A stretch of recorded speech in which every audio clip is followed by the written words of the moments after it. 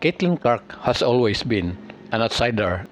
Gino Oriyama and the University of Connecticut, or UConn, did not believe in her talents and refused to recruit her.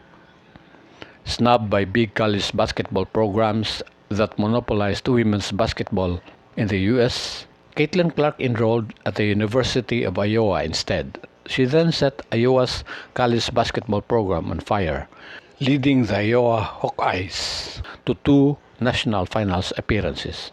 Clark set many basketball records in college, and while she may not have led the Hawkeyes to the national championship, she brought respectability to the smaller Iowa basketball program. Clark's following grew in college, so that even after she left, fans still showed support to the Hawkeyes.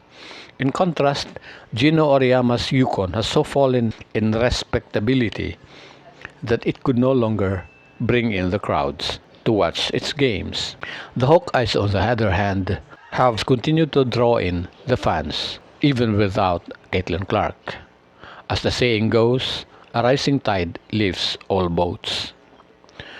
Clark was drafted number 1 in the WNBA by the Indiana Fever.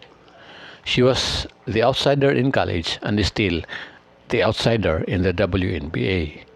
But after Clark changed the power dynamic in women's college basketball in the US, she is expected to change the power dynamic in the WNBA also.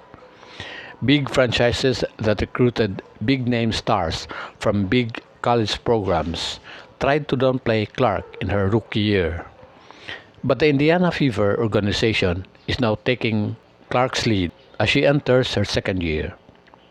The power dynamic in the WNBA is shifting, just as the power dynamic in women's college basketball in the US changed. The Clark effect is now gripping the WNBA. One sure sign of that is that Gino Oriyama and the so-called UConn Mafia, which is composed of big-name players in college who were part of big college programs, can no longer ignore Caitlin Clark's presence. Also, the dominance of black, woke lesbians in the WNBA is now being threatened by Caitlin Clark, a white and straight Catholic who may be an outsider when she was in college but is now the face of women's sport in the US.